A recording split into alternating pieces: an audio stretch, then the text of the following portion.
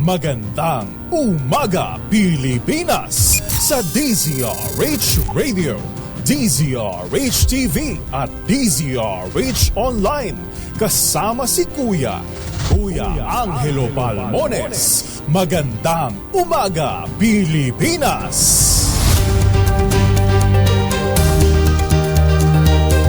Huwebes na tayo ngayon, huling araw ng Nobyembre 2023. Actually, ngayon ang birthday ni Andres Bonifacio. At sa lahat ng mga nagngangalang Andres, abay, birthday nyo ngayon. Hindi ho nalipat. Sa ulo ng ating mga balita, amihan easterlies patuloy na magpapaulan sa malaking bahagi ng bansa ayon sa Pag-asa. Smartmatic hindi na makakalahok sa lahat ng procurement ng COMELEC. ICC maaaring magsagawa ng investigasyon sa war on drugs ng Duterte administration ayon sa Solicitor General. Civilian Christmas convoy sa West Philippine Sea ikinakasa sa December 9. Spokesperson ni BP Sara itinalaga bilang Assistant Secretary ng DepEd. Naga City nayanig ng magnitude 4.5 na pagyanig. Magandang umaga, Pilipinas! Kasama natin ang buong radyo natin FM Nationwide, ang ating Maction Radio Station sa Luzon, Visayas at Mindanao, 91.7 BNFM Radio sa Cebu at 94.3 FM sa Jensan. Sa detalye ng ating mga balita, patuloy na makakaapekto ang Northeast Monsoon o amihan at easterly sa malaking bahagi ng bansa sa susunod na 24 oras. Ayon sa Pag-asa, amihan ang makakaapekto sa mga lalawigan ng Batanes, Cagayan, Isabela, Apayao at Aurora, kung saan ang nasaming mga lugar ay makakaranas ng maulap na papawiri na may kalat-kalat na mga pag-ulan. Easterlies naman ang dahilan ng mga pag-ulan at thunderstorm sa mga lalawigan ng Bulacan, Rizal, Laguna, Quezon, Bicol Region, Eastern Visayas, Caraga at Davao Region. Ang Metro Manila at ilang bahagi ng bansa ay makararanas ng isolated rain showers, epekto naman ng localized thunderstorms. Ayon kay Benson Estareha ng Pag-asa, wala silang inaasahan na namang LPA o sama ng panahon na makakaapekto naman sa bansa ngayong weekend. Diniskwalipika ng Commission on Elections ang election technology at service provider na Smartmatic mula sa lahat ng procurement nito. Ayon kay COMELEC Chair George Garcia, ito ang desisyon ng ANBank matapos ang kanilang sesyon, ngunit nilinaw nito wala itong kinalaman sa naging petisyon ng grupo ni dating DICT Secretary Eliseo Rio Jr. noong June 2023. Ang Smartmatic ay provider ng vote counting machines sa bansa simula pa noong 2010. Sinasabi sa petisyon na ang Smartmatic ay nabigong makasunod sa ilang minimum system capabilities na nagresulta ng serious at grave irregularities sa paghatid ng mga resibo ng election return noong 2022 elections. Sa panig ng Smartmatic, umaapela ito sa COMELEC. Ibasura ang disqualification petition laban sa kanila sa proseso ng bidding para sa 2025 automated elections.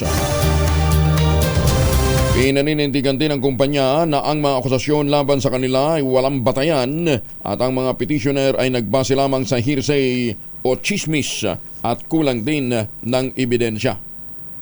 Samantala, maaaring imbestigahan ng mga prosecutor ng International Criminal Court o ICC ang madugong war on drugs campaign ng dating Pangulong Digong Duterte. Ito naman ang naging pananaw ni Solicitor General Menardo Guevara sa isinagawang joint hearing ng House Committee on Justice at Committee on Human Rights. Ganun inamin ni Guevara na walang legal duty ang Pilipinas na makipag-cooperate sa ICC. Ayon pa kay Guevara, bagamat malayang makakapasok sa bansa ang ICC, mananatili naman ang posisyon ng gobyerno na huwag makipagtulungan sa mga investigador nito para imbestigahan ang mga opisyal na sangkot sa extrajudicial killings kaugnay ng war on drugs ng Duterte administration. Nilinaw pa ng Solicitor General na ang desisyon kung makikipagtulungan o hindi ang gobyerno sa ICC ay nasa kamay na ng Pangulong BBM. Inagtibay naman ng House Committee on Justice and Human Rights ang tatlong resolusyon na nananawagan sa gobyerno na makipagtulungan sa International Criminal Court para maimbestigahan ang war on drugs ng dating Pangulong Rodrigo Duterte. Isinagawa ito matapos ang 4 na oras na joint hearing ng dalawang komite kasama si Solicitor General Menardo Guevara na nagpahayag na ang desisyon ng naturang usapin ay nasa kamay ng Pangulong BBM. Iginiit pa ni Guevara na walang jurisdiksyon ng ICC na imbestigahan ng Pilipinas sa war on drugs. Dahil noong March 2019 ay kumalas na ang Pilipinas sa sa International Investigating Body. Idiniin pa ni Guevara sa House panel na hindi nila legal na katungkulan o legal duty ang pakikipagtulungan, sumalit malaya naman ang mga taga-ICC na gawin ang kanilang trabaho. Abot naman sa 40 bangka ang inaasahang laluhok sa civilian Christmas convoy patungong West Philippine Sea. Ayon kay Akbayan Party President Rafaela David, target na gawin ang Christmas convoy sa December 9. Inaasahan naman na tatagal ng 2 hanggang 3 araw ang naturang misyon kung saan magiging jump on point nila ang El Nido, Palawan.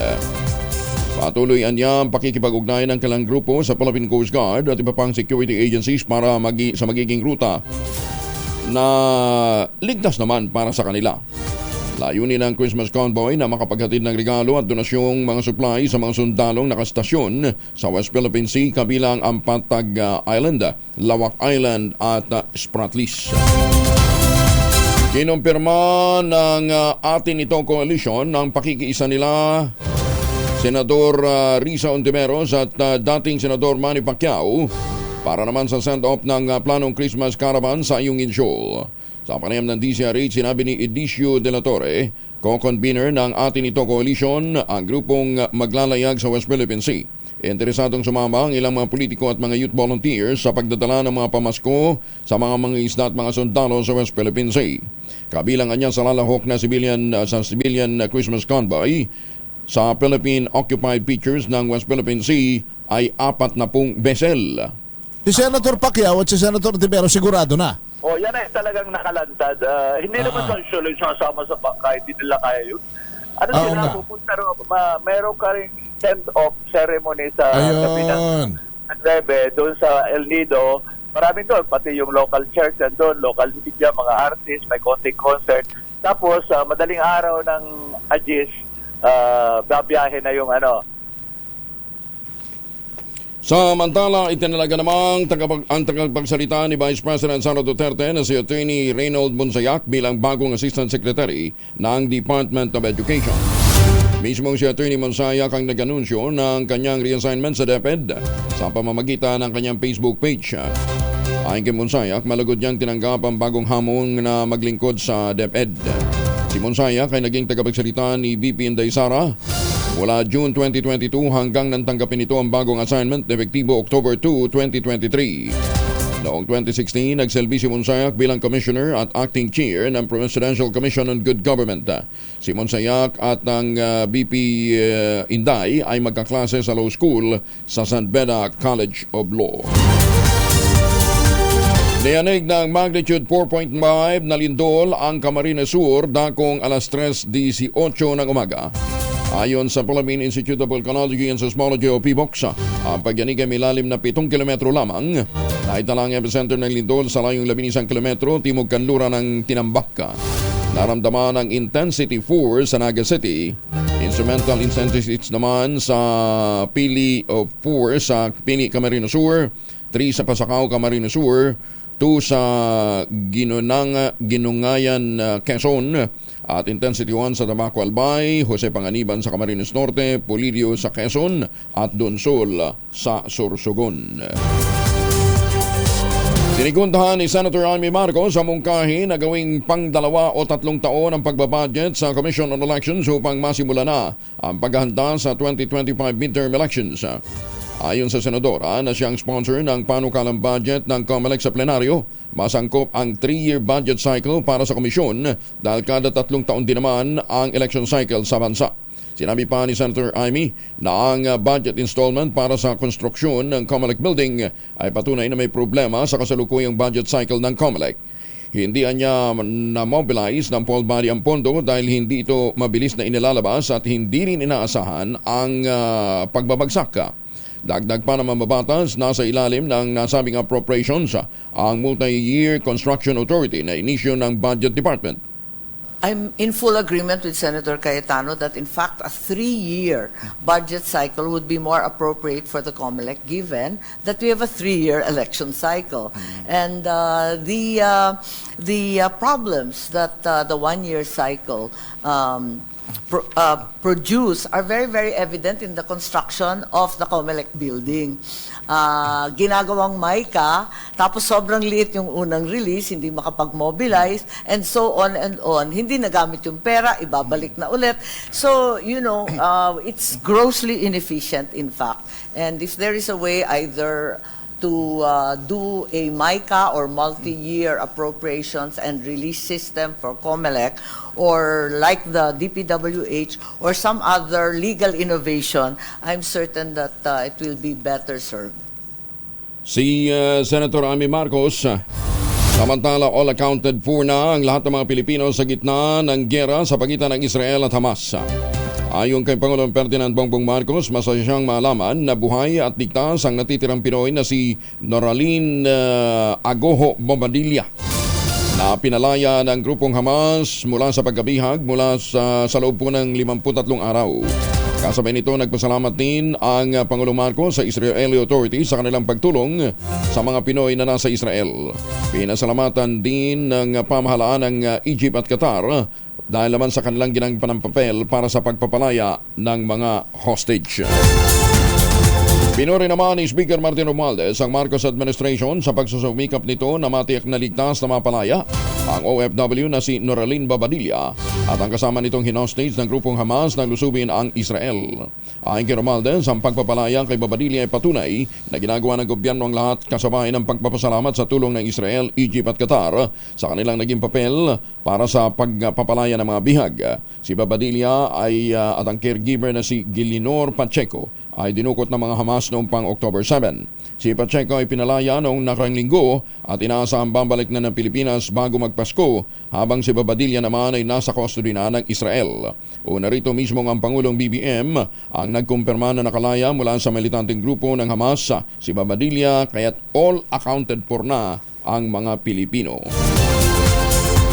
Pinasalamatan nga ng Department of Foreign Affairs ang pamahalaan ng Qatar, Israel at Egypt dahil sa kanilang tulong para mapalaya ang mga natitirang Pilipinong na hostage ng Hamas. Pinuri ng DFA ang Qatar sa pangunguna na siyang nanguna sa pakikipag-usap kaugnay ng pagpapalaya ng Hamas kay Noraline Bobadilla. Qatar din ang umano'y nakipag-ayos para mapalaya ang unang nabiha o napalayang Pilipino na si Jimmy Pacheco. Nagpahayag din ang hensya ng papuri sa Israel at Egypt sa kanilang pakikipag-ugnayan sa Red Cross at iba pang international organization para makatulong sa pagsalba sa mga na-hostage. Maganda umaga, Pilipinas! Teka muna ha, oy mga mamis, pwede ho tayo mag-laundry day today dahil hindi naman ho tuloy-tuloy yung mga pag-ulan inaasahan natin. Kunot noo ka ba kapag makapit, madikit at malupit ang mancha? All you need is Pride. Ba't mapahirapan ang self ko sa Pride? Easy at worry-free naman ang laundry sa triple stain away formula. Tanggal ang matitinding mancha based on tense at chocolate mud and sebon ng cotton. Gawa po ito ng ACS. Samantala, Maganda umaga, Pilipinas! bago tayo magpalengke report, pelikulang Loyalista, The Untold Story of Imelda Papin, aba inilunsad sa isang premiere night. Detalye mo lang kay Morley Alinio. Morley, good morning! Gising na ang showbiz, rampa na Pilipinas. Good morning, Kuya Angel. Kagabi ay dumalo ako sa premiere night ng pelikulang Loyalista, The Untold Story of Imelda Papin, na ginampanan nitong si Claudine Barreto. Well, maganda ang nasabing pelikula na tumalakay nga sa buhay ni Imelda noong mga panahong nasa Hawaii siya kasama ang mag-asawang Ferdinand E. Marcos, ang dating Pangulo, at ang unang ginang noon na si Imelda Marcos. Masalimuot, makulay, nakakaiyak ang naging buhay pala ni Imelda sa Hawaii noong mga sandaling mawala siya rito sa Pilipinas. Pero sa kanyang pagbabalik, naging bongga uli ang kanyang karir na kung saan ay umani ng tagumpay ang isang linggong pag-ibig na kanyang inawit. Yung Lunes, nang tayo'y magkakilala. Ba, umagang-umaga, naninira ako ng umaga. Mukha nga. Iyan ang ating DZRH Showbiz Status News. Ito po ang inyong RH47. Morley Alinyo, tuloy-tuloy sa pagbabalita, tuloy-tuloy sa serbisyo, sama-sama tayo Pilipino. Babu! Maraming salamat, Morley. Mukhang maraming sinakita ng tiyan. Dahil sa kanta ni Morley, mamalengke nga muna tayo. Nasa Marikina Public Market ngayon si Noche Kaka sa Rich Notice. Noche, good morning. Maayong buntag kayang Angel dito sa Marikina Public Market. Ngayong Thursday morning, ang presyo ng bigas kayang Angel sa local rice ang pinakamahal. Yung special, 56 pesos ang kilo. Habang ang pinakamurang bigas naman kayang Angel dahil walang regular milled rice, ang well milled rice meron dito 48 pesos ang kilo. Ang bangus naman na Angel, yung medium size 260 ang kilo. Yung bangus na large size naman ako mataas, nasa 290 ang kilo. Mataas din yung tilapia, nasa 150 ang kilo. Ganon din ang galunggong, tumaas, nasa 250 na ang kilo. Alumahan, ganon pa rin ang presyo, 300 ang kilo. Beef rump naman na yung Angel, walang pagtaas, nasa 430 pa rin ang kilo. Beef brisket, 370 ang kasim, 300. Liempo, tumaas ng konti, 350 ang kilo. Ang whole chicken, ganun pa rin ang presyo, 170. Itlog, bawat isa naman, yung medium size, ganun pa rin ang presyo, 8 pesos and 50 centavos bawat isa. Ang ampalaya naman, bumaba na sa 90 pesos ang kilo, pero yung sitaw tumaas, 140. Pechay native, ganun pa rin ang presyo, 60. Kalabasa, bumaba, nasa 40 na lang ang kilo. Ganun din ang talong, bumaba na sa 100. Kamatis, 60 pesos ang kilo. Habang yung Japanese corn, yellow, 80 pesos. Ang carrots naman, Kuyang Angel, 90 pesos. Habichuelas, o yung Baguio beans, 80 pesos. White potato, 170 ang pechay Baguio 40, habang ang sayote nakapako pa rin sa 40 pesos ang kilo. Ang sibuyas pula naman, yung local, 200 ang kilo. White onion, imported, 150. Garlic imported, 160. Ang luya na local, 160 ang kilo.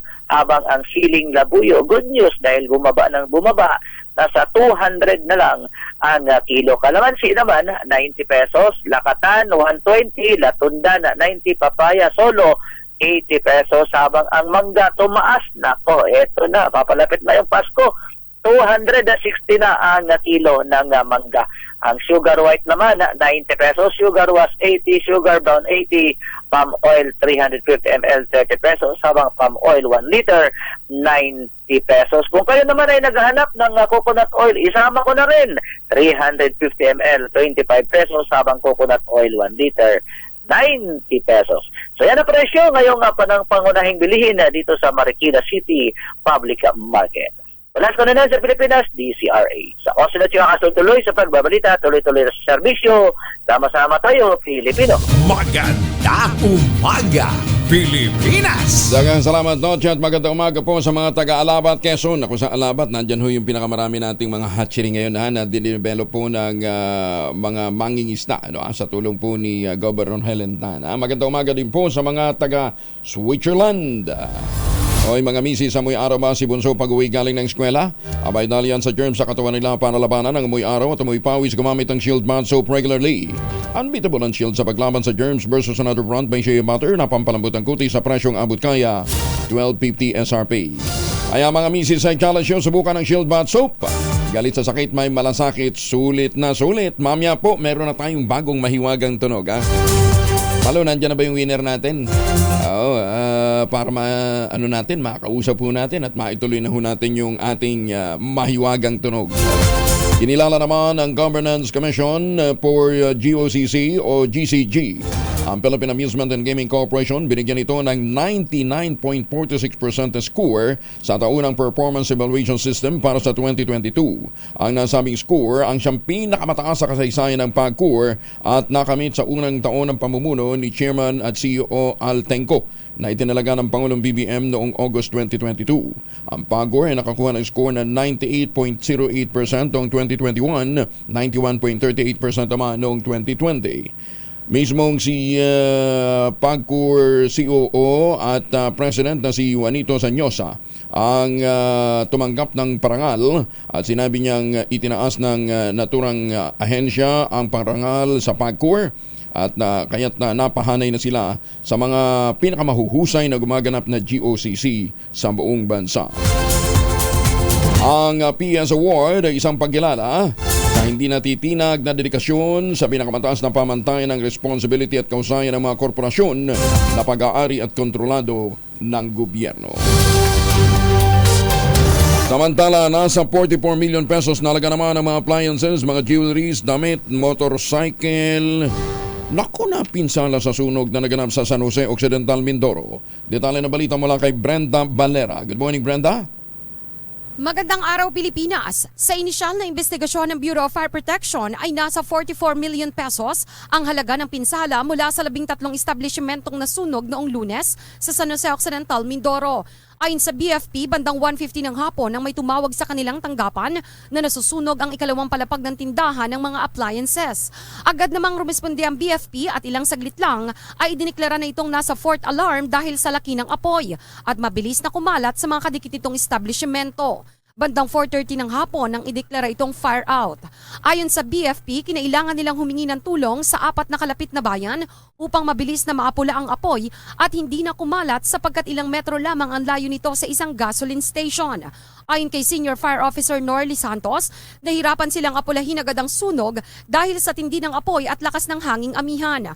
Malaking tulong ang pagresponde ng ilan pang fire trucks mula sa ibang bayan, gayon din ang mga Fire Volunteers Association, airport fire truck at private companies. Nasa 70 trabahador ang biglaang nawalan ng trabaho. Sa ngayon ay patuloy pa rin ang investigasyon upang matukoy ang naging sanhi ng sunog. Wala namang naitalang nasaktan sa nasabing insidente. At yan ang balita mula dito sa radyo natin 101.7. Ako si Brenda Valera, katuwang ang Philippine Information Agency Mimaropa. Kasama mo sa pagbabalita at serbisyo. Sama-sama tayo, Pilipino. Maraming salamat, Brenda. MMDA nagdala naman ng solar-powered water purification system sa mga nasalanta ng pagbaha sa Northern at Eastern Samar. Detalye ng balita mula sa radyo natin Lawang mula kay Noynoy Triviana. Noy, good morning. Nagpaabot ng tulong ang pamunuan ng Metro Manila Development Authority o MMDA sa mga nasalanta ng matinding pagbaha sa Northern at Eastern Samar. Sinabi ni MMDA Acting Chairman Don Artes na naghatid sila ng 60 solar-powered water purification system na kayang makalikha ng 180 galon ng inumin tubig kada oras. Kabilang sa mga nabigyan ng tulong ang munisipalidad ng Mondragon na nasasakupan ng mga barangay Bagasbas, San Roque at Pagsanghan, munisipalidad ng Lope de Vega at Catarman na may sakop sa barangay Hinatad at Tinwaran. Ang pagtungo ng Public Safety Division at Road Emergency Group ng MMDA ay alinsunod sa kautusan ng Pangulong Ferdinand Marcos Jr. na magsagawa ng humanitarian at relief operation para sa mga apektadong residente kabilang na ang pamamahagi ng malinis na inuming tubig na umabot na sa mahigit 6,500 galon. Nag-uulat mula dito sa DYRN, radyo natin 90.9 Lawang. Ako si Nonoy Triviana, kasama nyo sa pagbabalita at serbisyo. Sama-sama tayo, Pilipino. Maraming salamat, Noy. Samantala, Philippine Army magpapatuloy naman ang kanilang internal security operations kontra CPP-NPA habang wala pang nabubuong framework sa peace process. Detalye na balita mula kay Jun Di Makutak, Aris 19. Assalamualaikum, Jun.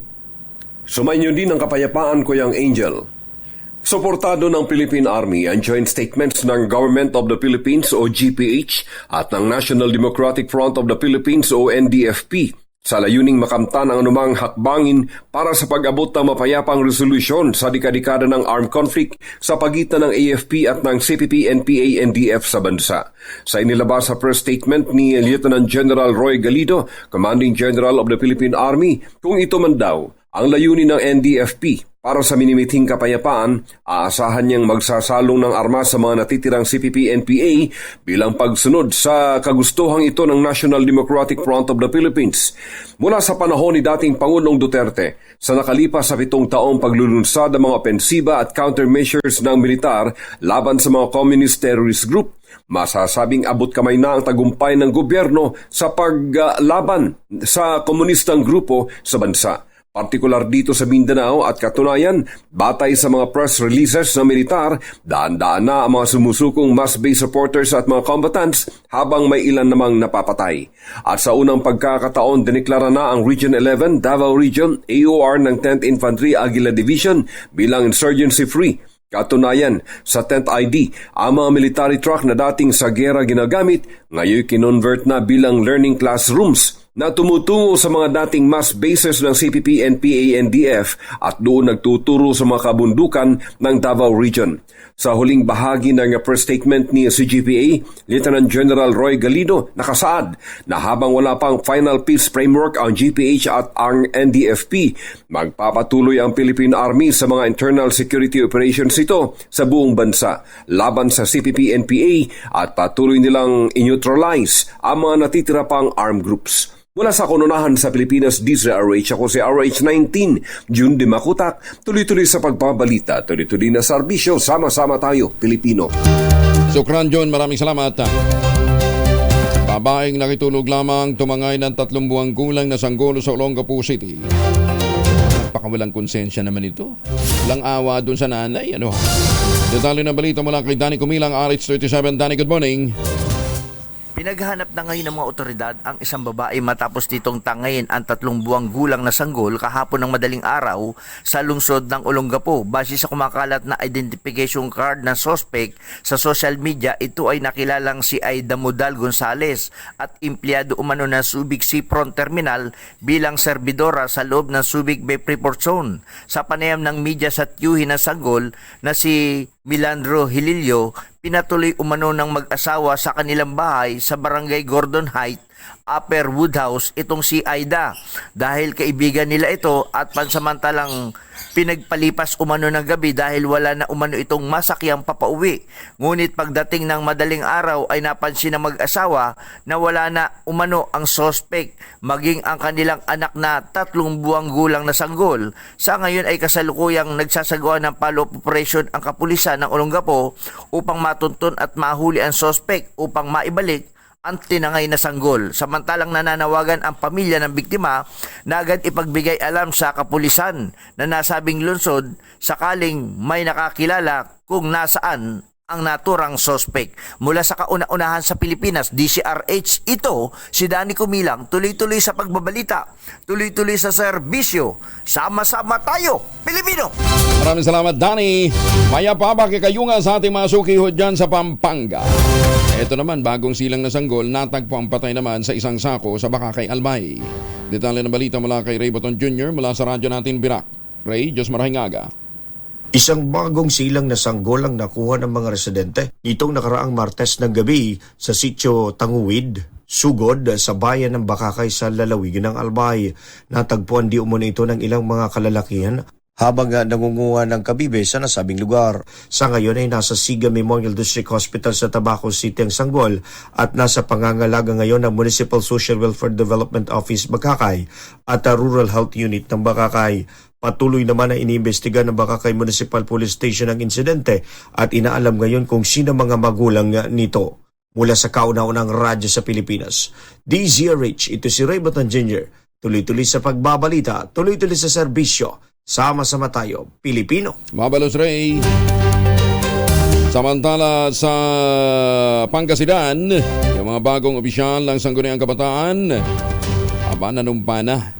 Detalye ng balita mula kay Freddy Pajardo. Masantos siya kabasani Chikiamin sa ating makababayan dyan po sa Pangasinan, Freddy. Pinangasiwaan ni Gobernador Ramon Gico III ang panunumpa sa tungkulin ng 47 Sangguniang Kabataan nitong ika-28 ng Nobyembre. Ang nahalal na bagong Sangguniang Kabataan Pangasinan Federation President ay si Joyce Fernandez ng Binalonan. Naghalal na rin ang 6 na external vice president. Sila ang kakatawan sa bawat distrito ng Pangasinan. Ayon kay Governor Gico, may advice to all of you. These 2 years that you will serve in the whole province, in your district and in your town, make the most out of it. Success sa panunumpa ng mga SK official, sila Vice Governor Mark Ronald Lambino, Provincial Administrator Milicio Pitarqui II, DILG Provincial Director Virgilio Sison, Comelec Provincial Election Supervisor Attorney Marino Salas at ilang board member. Mula sa Action Radio Pangasinan, ito si Freddy Pajardo RH38, tuloy-tuloy sa pagbabalita, tuloy-tuloy sa serbisyo, sama-sama tayo Pilipinas. Maraming salamat, Freddy. Samantala, dako naman tayo sa bandang norte pa. 4 na drug personalities na pawang tubo sa lalawigan ng Kalinga natiklo sa drug bypass operation sa Quezon, Isabela. Detalye ng balita mula kay Romy Gonzalez sa Rich 41. Romy, naimbag na bigat.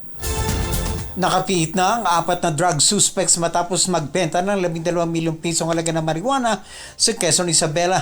Naglunsad ang bypass operation ng mga alagad ng batas sa 4 na suspect na nakatransaksyon na isang undercover na pulis sa Purok 1, Barangay Abot, Quezon, Isabela.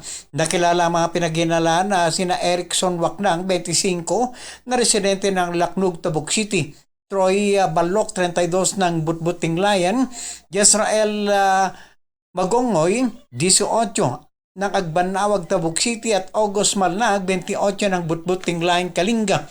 Ang operasyon ay nagresulta sa pagkakakumpiska ng 100 kilo na toyong daw ng marijuana na may standard drug price na 12 milyong piso.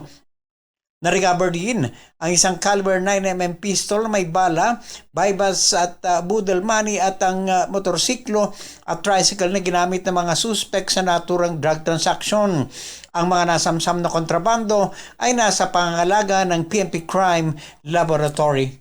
Mula sa kauna-unan sa Pilipinas, DZRH, ito si Romy Gonzalez, tuloy-tuloy sa pagbabalita, tuloy-tuloy sa serbisyo, sama-sama tayo Pilipino. Maraming salamat, Romy. Justin Aguina. Bagong balita, bagong impormasyon, kasama si Kuya Angelo Palmones. Magandang umaga, Pilipinas! 35 na makalipas ang alas 4 na umaga. Mahiwagang tunog. Bago natin ibigay ang ating bagong mahiwagang tunog na nagkakahalaga ng 1,000 piso, kasama muna natin si Francia Cantiga ng Leyte. Nakadali na naman po ito. 5,000 po ang kanyang napanalunan. Ma'am Francia, maupay nga aga. Inagad sir. Ito po, inaantok pa si nanay. Pero natanggap nyo na ho yung premyo, nay. Yes po. Nadawa tayo. Congratulations. Mukhang, parang tutok na tutok ho kayo lagi sa DCRH. Opo, sir. Sige. Mukhang may lakad ho kayo. Tapuyat ho kayo. Anyway, sige. Congratulations, ha. Sali lang ho lagi, ha. Thank you. Maraming salamat. Ayun, ang inaantok nating winner si Aling Francia Cantiga ng Leyte na dali niya ho yung 5,000 piso. Ang sagot lang ho doon ay pinipikpik na gamit po yung stirrer. Di ba? At saka paper plastic, hindi yung paper cup nga. Paper cup ang tawag natin doon. Basta yung kape yung tinitimplahan ng cup yung cup na disposable cup na tinitimplahan ng kape. Magandang umaga, Pilipinas. Di balik sa 1,000 tayo. Ito ngayon ang ating bagong mahiwagang tunog. Ay, wala pa ba? Sabi ni Tunog Master, meron eh. Di ba, baka bukas meron na, antabayan na natin. Ate-text natin si Madam Eli. Bakit hanggang ngayon wala tayong mahiwagan tunog? Samantala, para ho sa lahat ng mga may lakad, huwag kalimutan magbawon ho ng family alcohol. 2 formulation ng family alcohol na pwede nating pagpilian. Yung family 70% ay isopropyl alcohol, especially prepared for clinics, hospital, pharmacies, laboratories, pero okay na okay din po yan sa mga households. Very effective sa disinfection at sterilization. Ganyan ang bagsik ng family 70% ay isopropyl alcohol. Maghapon man natin gamitin, no problem. Hindi po manunuyo ang ating mga kamay dahil meron po itong moisturizer. Yun namang mabangong Family Rubbing Compound Improved Cologne. Yan ho yung mabangong isopropyl alcohol na ginagamit po ng mga masahista, mga barbero, mga doktor, mga nurse, mga komadrona for sponge bathing and other cleansing purposes. Family Rubbing Alcohol parang DCRH subok na sa mahabang panahon, mabibili sa namang butik at convenience stores nationwide. Family Rubbing Alcohol, hindi lang pampamilya, pang sports pa. Maganda umaga, Pilipinas! Hanap buhay mo na. Biktima ng text scam ayon naman sa NTC. Hindi lang mga taga-Tacloban, kadami nito. Detalye na balita mula kay Jimmy Angay-Angay, RH32. Maupay nga agad, Jimmy. Inihayag ng National Telecommunications Commission Regional Director Wilfredo Zabala na mayroon pa ring nabibiktima ng text scam sa Eastern Visayas. Ito ang sinabi ni NTC Tacloban Regional Director Zabala sa isang panayam. Kahit nakarestro na ang SIM card ay may mga scammer pa rin na nambibiktima. Malalaman lang kung sino ang may-ari ng SIM card kung pumunta ang mga biktima sa telcos gaya ng Globe Smart dito, NBI o sa Regional Anti-Cybercrime Unit ng PNP. Kaya payo ng National Telecommunications Commission sa mga residente na hindi basta-basta pindutin ang one-time password para hindi manakaw ang pera sa online banking, GCash, PMaya at iba pang online transaction. Mayroon pang nare-report ang NTC na nabibiktima ng text scam. Kaya hindi ibigay impormasyon at hindi basta-basta mag-update ng online banking, baka ito ay isang phishing. Mula sa Action Radio Tacloban, ito si R-Strategic Jimmy Angay-Angay. Tuloy-tuloy sa agbabalita, tuloy-tuloy sa serbisyo. Sama-sama tayo, Pilipino. Daghang salamat, Jimmy. Samantala, Kabataan Party List na si Raul Manuel, pinakakasuhan ni Senator Bato de la Rosa dahil sa manoy recruitment ng mga estudyante upang maging NPA. Detalye ng balita mula kay Raymond at Maan sa RH 28. Raymond. Nang gagalaiti si Senator Ronald Bato de la Rosa kay Kabataan Party List Representative Raul Manuel na inakusahan na nagre-recruit umano ng mga estudyante upang sumabi sa New People's Army o NPA. Sa hearing ng kanyang Senate Committee on Public Order, idiniin ng mga nagpakilalang miyembro na umano ng CPP-NPA na nagbalik loob sa gobyerno na si Manuel ay hindi lang student leader kundi recruiter din ng mga bata para mag-NPA. Ayon kay De La Rosa, hindi katanggap-tanggap ng mga miyembro ng Kongreso ay hindi sumusunod sa kanilang sinumpaang batas. Katwiran ng senador, mas mahalaga ang kanyang pagmamahal sa bayan kaysa interparliamentary courtesy. Nanawagan ito sa mga ahensya ng gobyerno na imbestigahan si Manuel sa paglabag sa Anti-Terrorism Act. Siya ang naghain ng resolution ng pang-imbestiga ng recruitment ng mga bata para maging NPA. Sa hearing ng kanyang komite, walang miyembro ng militanteng grupo na inaakusa ang kakampi ng CPP-NPA ang humarap at nagsalita. Si Kabataan Party List Representative Manuel ay kabilang sa Makabayan Bloc sa Kamara de Representantes na nagsusulong na papasukin ng International Criminal Court o ICC upang imbestigahan ang war on drugs ng Duterte administration. Narito si Senador Bato de la Rosa. Hindi po pwede pabayaan na namamayagpag yung mga tao na yan. Nasa gobyerno sila, meron silang nag-swear sila as a congressman, nag-swear yan to all the constitutional dapat lahat ng mga nasa saligang batas na at mga batas na pinaiiral ay susundin natin, di ba? Para sa kauna-unahan sa Pilipinas, DZRH. Ito si Raymond Adpas, tuloy-tuloy sa pagbabalita, tuloy-tuloy sa serbisyo, sama-sama tayo, Pilipino. Maganda umaga, Pilipinas! Salamat, Raymond. Samantala, nagpa-dinner ang Pangulong Ferdinand Bongbong Marcos Jr. at First Lady Lisa Araneta Marcos sa mga senador sa Malacanang. Ayon kay Presidential Sister Senator Aimee Marcos, nag-host ng dinner ang kanyang kapatid sa palasyo noong Martes na gabi. Pero wala naman na niyang mabigat at seryosong usapan, tanging tsikahan lamang daw po ang nangyari. Ayon naman kay Senator Ronald Bato de la Rosa, nakakuha siya ng pagkakataon doon upang matalakay sa first couple ang issue ng tungkol sa International Criminal Court o ICC. Sa 18 majority senators, tanging sina Senate President Pro Tempore Loren Legarda at Senator Francis Escudero lamang ang hindi nakadalo sa salo-salo, habang wala din doon si Senate Minority Leader Coco Pimentel, pero ang kanyang misis ay makikitang kasama naman sa picture taking. Lilipat ngayong araw patungong Dubai ang Pangulong Ferdinand Bongbong Marcos Jr. Sa seremonya para sa pag-turnover ng People's Survival Fund, sinabi ng Pangulo, dadalo siya sa 28th Conference of Parties to the UN Framework Convention on Climate Change.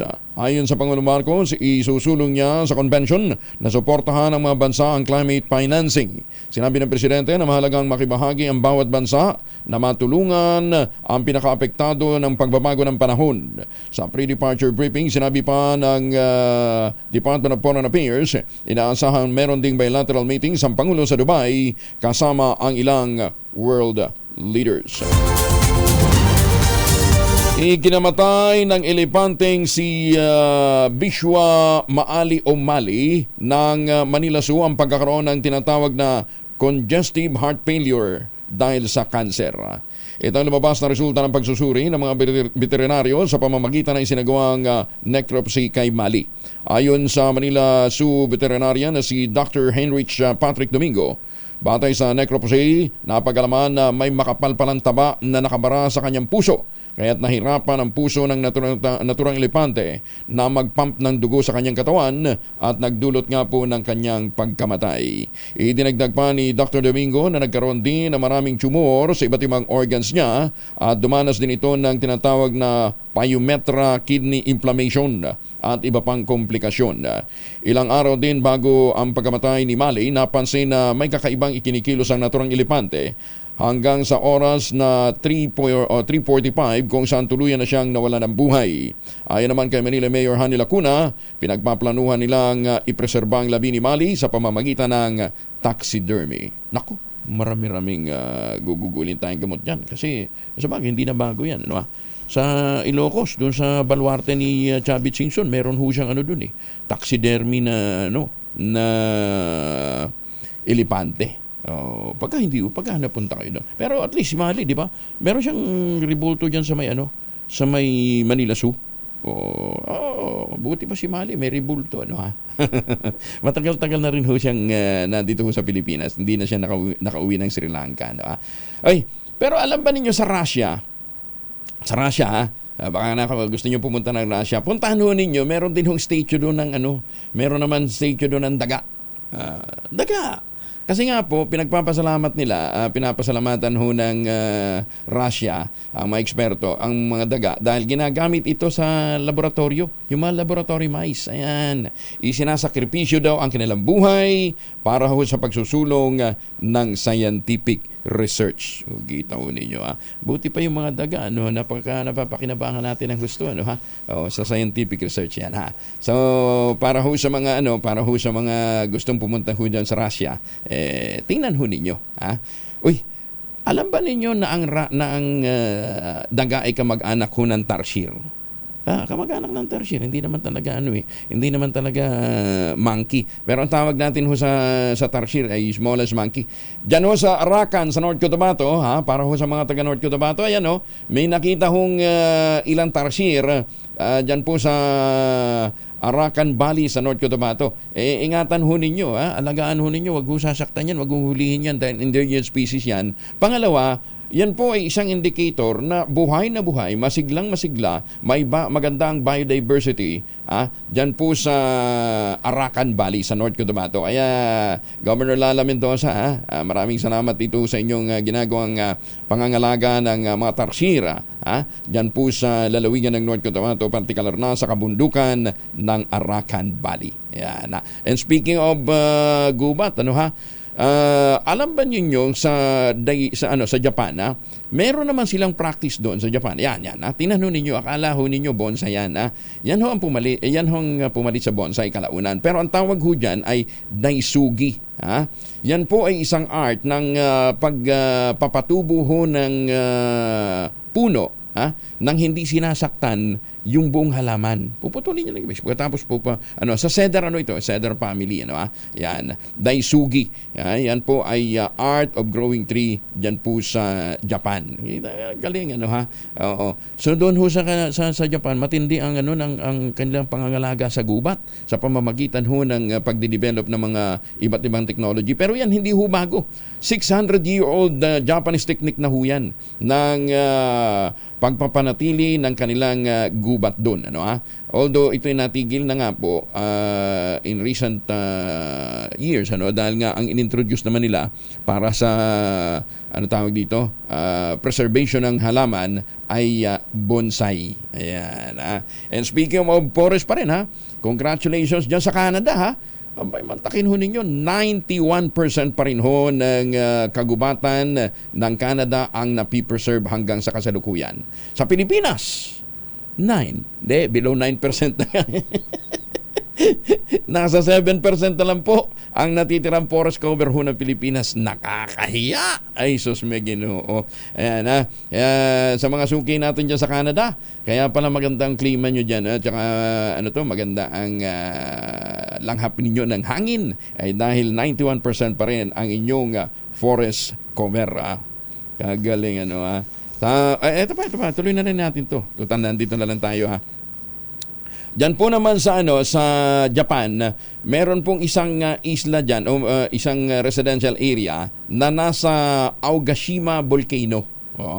Doon sa mga papunta ng Japan, kaya alam Pangulo papunta ng ng Dubai Ayan, parang parang Taal, ginagayan Taal. Ang Taal naman, a lake within a lake o volcano within a volcano. Yan. Sa Aogashima ho naman, isolated village po ito sa Tokyo. Ito po ay nasa loob ng isang bulkan. That has another mini volcano inside it.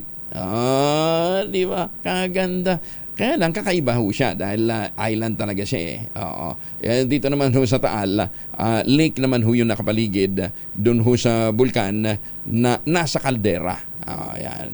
Akala nyo nag-iisa yan. Ginaya na tayo ng mga Hapon. Meron din ho sila. Kaya lang nakapaligid dyan ay dagat, hindi po lake. Maganda umaga, Pilipinas! Kaya magbigay ho kayo ng tsokolate sa inyong mga mahal sa buhay. Sa tulong nga po ni Dr. Helen Tan, ito pong mga magniniyog dyan po sa lalawigan ng Quezon na dati pong umaasa sa kompra, ngayon po ay mga MSMEs na. Meron po silang produkto na ang brand ay Tangerine Chocolate. Available sa 0919-095-5935. Sa tulong po ni Dr. Helen Tan, ito pong mga magniniyog na dati umaasa sa kompra, nagkaroon po ng access sa mga magagandang planting material ng kakao galing Davao. Pagkatapos hinalo pa ho nila yung iba pang mga agricultural produce nila para makapag-produce ng magandang world-class na tsokolate. Tangerine Chocolate. Available sa 0919-095-5935. Ang sabi nga po ni Dr. Helen Tan, sino bang magmamalasakit sa Pilipino kundi ang kapwa Pilipino? Kaya tangkilikin po natin ang gawang atin, tangkilikin po natin ang Tangerine Chocolate. Ayan.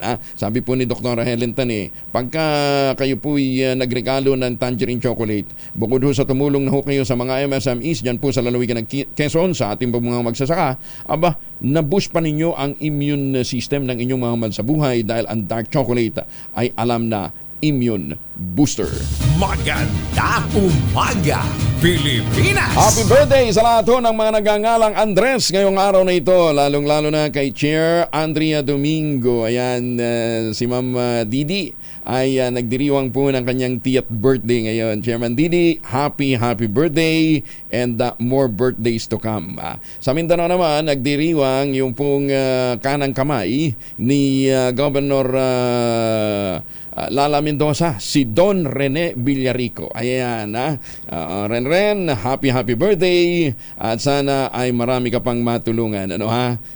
Napakatapat niyan sa kanyang may bahay na sino nga yun, Ren?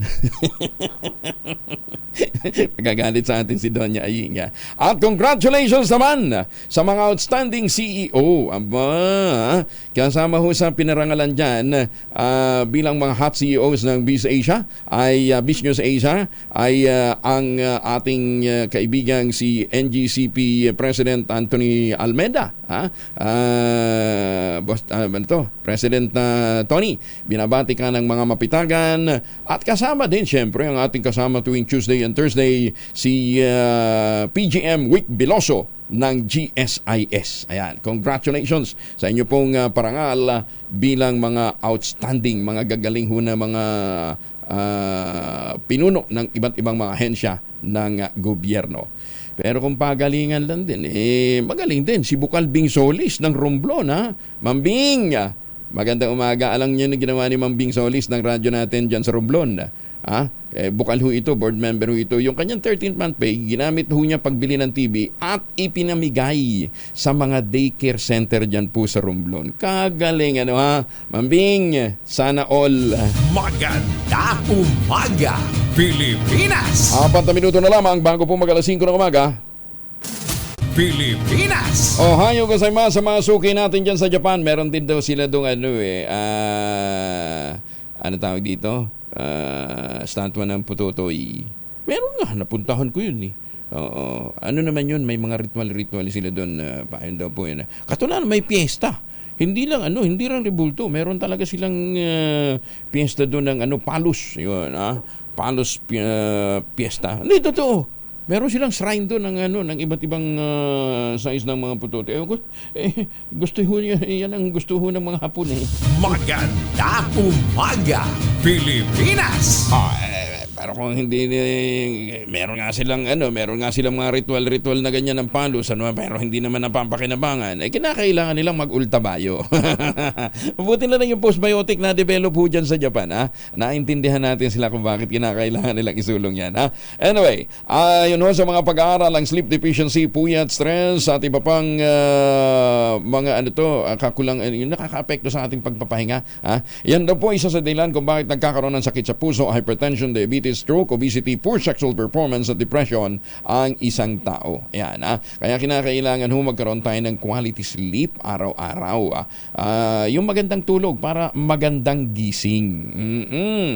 Kinakailangan yan, kaya dinevelop na nga po ng mga Hapon ito pong postbiotic. Ang postbiotic, napakahalaga po dahil ina-activate ito ang commander ng ating immune system sa loob ng katawan sa pamamagitan po ng ang tawag dito, yung pong dead microorganism. Yung probiotic kasi at yung prebiotic, mga live microorganism po yan. Kaya kinakailangan naka-preserve, naka-rep. Kung bibiyahe ka ng mahaba, halimbawa, masasakit ka ng aeroplano, di ba? O kailangan namang lagay mo yung yung probiotics sa yung bag, di ba?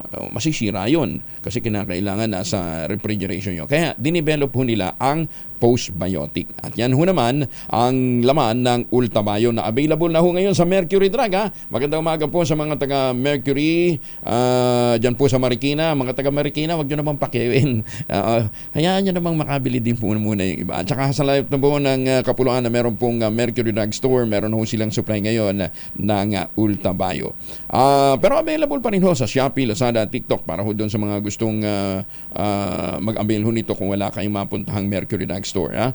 Pwede rin po kayong mag-text ng inyong pong mga concerns sa 0917-110-6580. Ulitin natin 0917-110-6580 para po sa inyong mga katanungan sa ating pong mga health experts. Sa panahon na ng pagbabago at stressful na buhay, kailangan natin ng kaagapay. Nandyan po ang Ultabayo. Bukas nga pala, hanap po tayo ng magaling na eksperto mula po sa Theoxis Health Ventures para ipaliwanag po naman ang bangungot at saka yung tinatawag nilang yung bang pagka natutulog ka kuminsan hirap na hirap kang sleep paralysis. Ayan, marami na ho nakakaranas ng kanyang klase ho ng problema.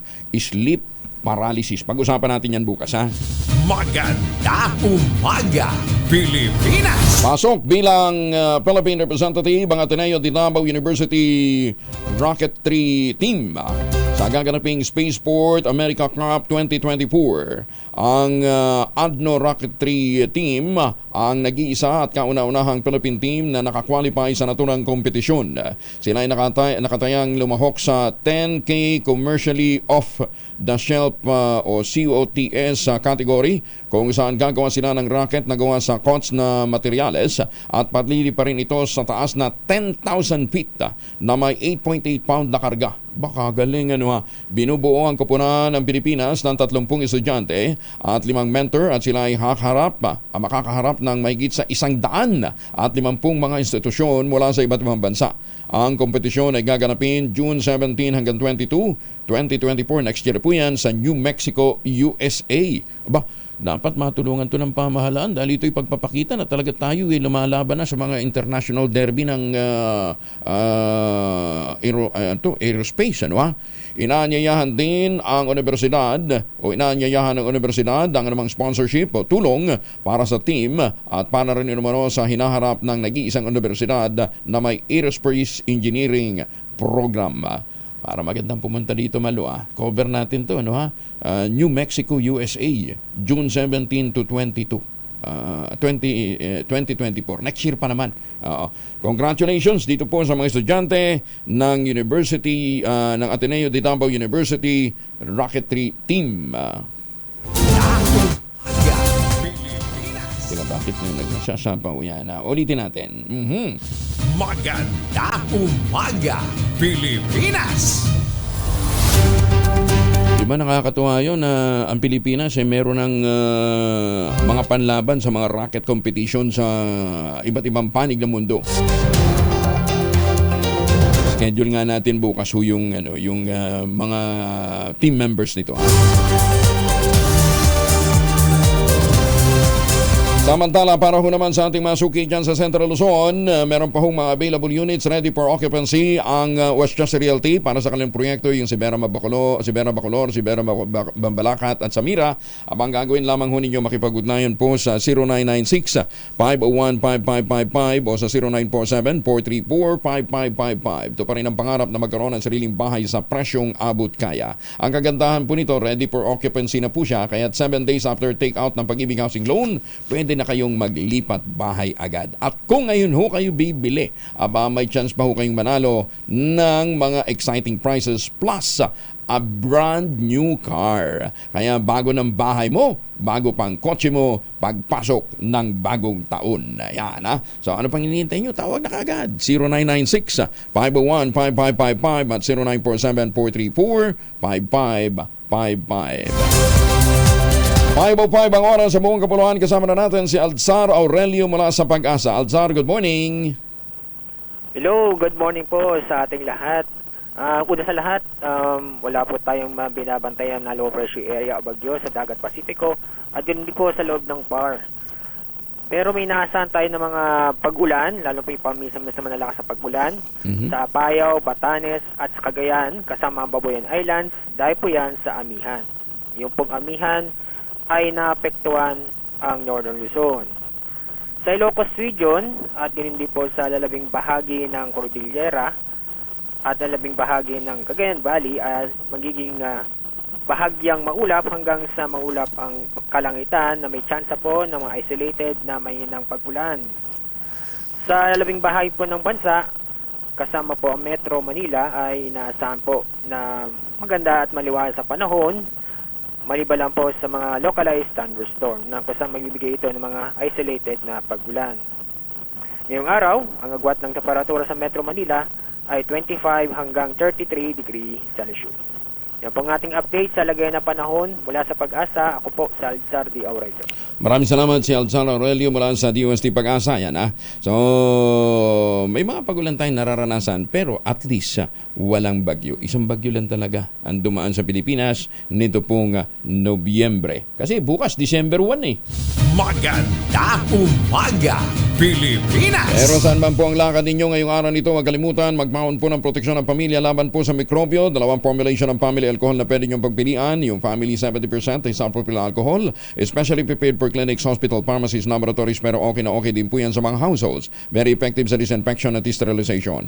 Ganyan ang bagsik ng family 70% ay isopropyl alcohol. Maghapon man natin gamitin, no problem. Hindi po manunuyo yung mga kamay dahil meron po itong moisturizer. Yun namang mabagong family rubbing compound improve alcoholone. Yan yung mabangong isopropyl alcohol na ginagamit ng mga masahista, lalo na ng mga blind masseur na suki ni Senator Lito Lapid. Ginagamit din po yan ng mga barbero, mga doktor, mga nurse, mga komadrona for sponge bathing and other cleansing purposes. Family rubbing alcohol parang DCRH na sa mga panahon, mabibili sa namang butik at convenience stores nationwide. Family rubbing alcohol, hindi lang pampamilya, pang sports pa. Bagong balita, bagong impormasyon, kasama si Kuya Angelo Palmones. Magandang umaga, Pilipinas! 8 minuto na makalipas ang alas 5 ng umaga, umakyat bilang ikatlo Ikatlo na ang Pilipinas sa may pinakamataas na average phone screen time sa buong mundo. Dami nating sinasayang na oras, ano ha? Batay sa report ng Electronics Hub ukol sa screen time ng halos 50 bansa, 1/3 ng araw ng mga Pilipino nakatutok sa kanilang cellphone. Ayun, kaya ang hilig-hilig nyo kasing manood ho ng Korean novela, no ha? O kaya manood ng Netflix. Pilipinas din ang may pinakamataas na digital dependence sa buong Asia sa score na 32.53% at pangatlo sa buong bansa na merong 54.44 average phone screen time.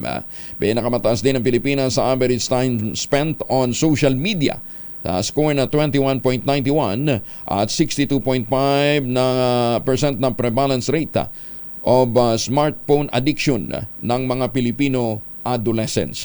Sa ngayon, tinatayang 70 milyon sa 110 milyong populasyon ng Pilipinas ang smartphone users. Diba? Kaya naman pala namamayagpag talaga ang mga telco natin. Ano ha? Kaya dapat talaga, kung ito na ang direksyon, isulong natin na magkaroon na talaga tayo ng sarili nating satellite para magmura. Magmumura yung serbisyo. Sabi ko nga ho sa inyo, dyan ho sa bandang Mindanao, yung isang napakagandang site para ma-develop ilang launchpad ng satellite. Kung hindi natin kayang mag-develop ng sariling rocket ship, paupahan ho natin yung site at pagkatapos gawin natin parang PPP. Di ba? Imbitahin natin si Elon Musk. Yung kanyang space program, space tourism program, dito niya ilunsad sa Pilipinas. Di ba? Kagandang programa. Huwag natin sayangin kasi napakalapit ho nun sa equator. Kaya yung payload, yung bigat na kaya niyang dalhin, mas malaki kaysa doon sa iba pang launch pads. Nandyan ho yan sa Pilipinas. Nandito ho yan sa Davao. Kaya kinakailangan ho talaga palakasin ho natin ang mga programa natin tungkol sa space program. Magandang umaga, Pilipinas! DNR kinumpirmang pinayagang ituloy ang 2 reclamation project sa Pasay City. Detalye ng balita mula kay Let Narciso, RH14. Let, good morning. Pumasa sa compliance review process ang 2 reclamation projects ng Pasay City. Dahil dito, pinayagan ng magpatuloy ang Pasay 265 at Pasay 360. Sa press briefing sa Malacanang, sinabi ni DENR Secretary Maria Antonia Yulo Loizaga na ang 2 proyekto ay dumaan sa review ng Environmental Compliance Certificate at Area Clearances. Gayon din sa Impact Assessment o pagtukoy sa epekto ng mga ito sa komunidad. Ang Pasay 265 ay pinamamahalaan ng Pasay Harbor Corporation habang ang Pasay 360 ay nasa ilalim ng SM Smart City Infrastructure and Development Corporation. Matatandaang kamakailan ay sinuspindi ni Pangulong Ferdinand Marcos Jr. ang lahat ng reclamation projects sa Manila Bay para silipin ang compliance. Para sa kauna-unahan sa Pilipinas, DZRH, ito si Let Narciso, tuloy-tuloy sa pagbabalita, tuloy-tuloy sa serbisyo, sama-sama tayo Pilipino. Maraming salamat, Let. For as long as compliant, kasi naman ang reclamation, practice na ho ng maraming bahagi sa mundo, di ba? Yung Dubai, di ba? Yung Burj Khalifa nila, yung mga dami yung mga tourism site, di ba, na mga reclaim projects. Wala namang problema, basta't compliant lamang po sa mga requirements po ng DNR. Dito nga sa tagal-tagal na nagbulag-bulagan ng marami sa ating mga kababayan dyan po sa San Miguel, Bulacan di ba? Kinakalbo na pala ho yung, hindi kinakalbo, pinapatag na ho yung biyak na bato. Yung isang bundok dyan sa biyak na bato dyan po sa San Miguel, Bulacan parang ayos lang ho doon sa mga kababayan natin. Tatahi-tahimik ho sila. Kaya nga daw ho dyan ngayon kung ang ibang bansa may Eiffel Tower, halimbawa, saan bang Eiffel Tower? Sa Paris, RHTV, pakita nga natin yung nila. Dito ho sa Bulacan, iba naman ang kanilang ang kanilang sign and development. San Miguel nakatayong bako. Kung ang France may Eiffel Tower, ang Dubai ay may Burj Khalifa, ang USA ay merong Statue of Liberty, ang San Miguel, Bulacan ay merong sticking nakatirik na backhoe. Yan. Ayan. Kawawa naman itong mga taga San Miguel, Bulacan. Pero ngayon, nakikipaglaban na ho ang maraming mga sektor. Hapon, kausap natin si yung magaling na environmentalist na lawyer. Maraming salamat sa inyo hong paninindigan dahil nasisira nga ho yung mga lansangan natin dahil ho dito ho sa nagpapatuloy na pagpapatayo ho, paghuhukay ng lupa. Iniyayabang pa ng provincial government ng Bulacan. Hindi, meron na kami dyan. Naharang na 400 na mga truck. Oo. Dahil non-compliant sila sa mga requirement. 400. Kayo ba maniniwala 400 lang ang malalaking truck na naghakot ng lupa para patagin ho yung bundok na yon? Kaya si Atty. Ligon nagigil. Pero yung backhoe, Atty. Ligon, hindi nakatirik. Si Mayor daw kasi mahilig sa mga nakatirik eh. Maldita ka, Mayor. Maganda umaga, Pilipinas! Mahigit sa 6 na raang rehistradong mangingisda sa Nabotas tumanggap naman ng libreng lambat mula sa lokal na pamahalaan. Aba, meron pang nabigyan ng motorboat. Sana all. Detalye ng balita mula kay Edwin Duque, RH23. Edwin. May buntag, Kuya Gel, nasa 640 na rehistrado mangingisda sa Nabotas ang tumanggap ng 200 meters fishing net kagabi na magkagamit ito para panghuli ng iba't ibang klase ng isda. Merong shrimps at crab sa Manila Bay. Ayon dito kay Mayor John Richanco, ito ay bahagi ng handog ng lambat program ng gobyerno na livelihood na ikabubuhay naman ng kanilang pamilya ng mga baging isda. Kamakailan po Angel ay 56 mangingisda naman sa lungsod ang tumanggap ng brand new na bangkang de motor mula naman sa tanggapan ni Senador Amy Marcos. Samantala ko Angel, ngayong umaga sarado na itong kanto ng 10th Avenue at Rizal Avenue patungo ng Monumento Circle upang bigyan daan ng isasagawang kaarawan o Bonifacio Day. Ngayong araw sa Dambaran Ligat Andres Bonifacio kung saan ay inasaan darating ang Pangulong Bongbong Marcos.